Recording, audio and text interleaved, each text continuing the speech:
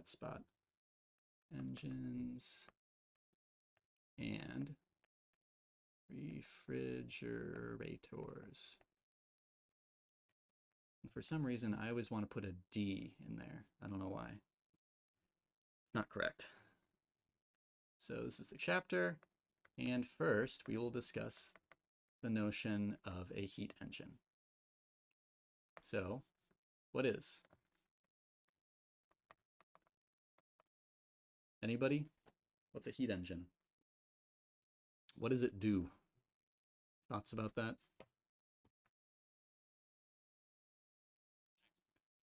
Yeah, that's a good idea of it. So basically, the way we're going to think of a heat engine right now is basically it's some black box, which we're going to label heat engine, and who the hell knows what's going on in there. But we take our heat, we throw it in there, and little smart beings take the heat, and they turn it into what we're going to call waste energy, the stuff that can't be used, and the stuff that we really care about, which is going to be like useful work. For example, like electrical work. Like you could put in heat and get out electricity on the other side plus some waste energy. So this is the stuff we want. This is what we don't really want. And so in order to start talking about heat engines, we need to introduce another theoretical idea. So this is probably going to bother lots of people, but lots of things in thermodynamics bother lots of people because it's all very ideal at the moment. So we're going to introduce the concept of a reservoir. I think we've already kind of talked about this a little bit, but basically what a reservoir is going to be is it is anything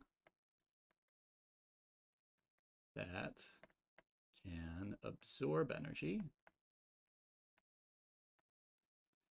and it is big enough to not change its temperature.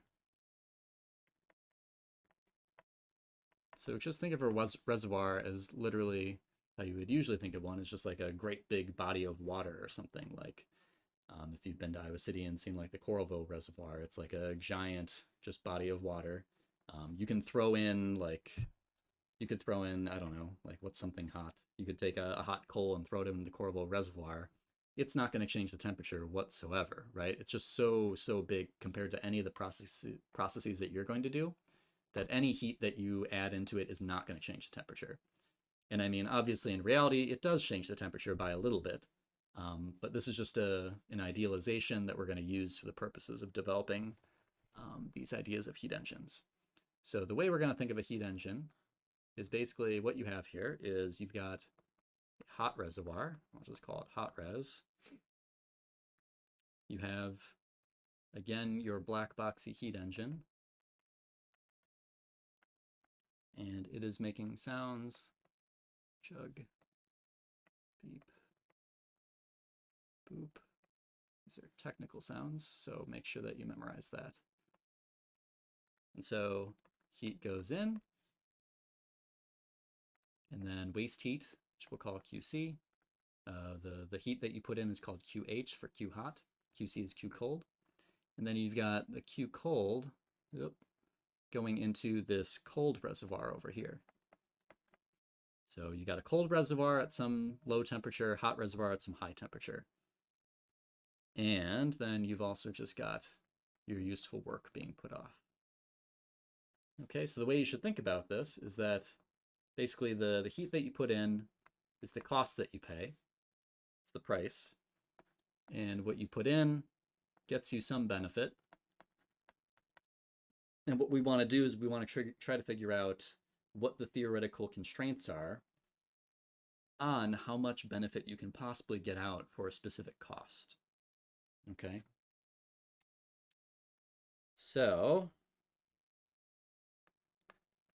obviously, hopefully, this cannot be 100% efficient if QC, the energy going to our cold reservoir, is greater than 0, such that what you put in is greater than what you get out. So obviously that can't be true if there's heat going into this reservoir. So how do we quantify it? Anybody have any thoughts about that? And potentially you've already done homework 4, so you should probably have a pretty good idea about this. So how would we write the efficiency? Any thoughts? So we want the efficiency to go up when our benefit goes up and our cost goes down, right? So yes, Jacob, work. Oh yeah, Zakai is on the right track as well. So the way, we're gonna start off with it in just pure English. So we're gonna start off with, think of this as benefit over cost, although everything everyone has written in the chat is correct.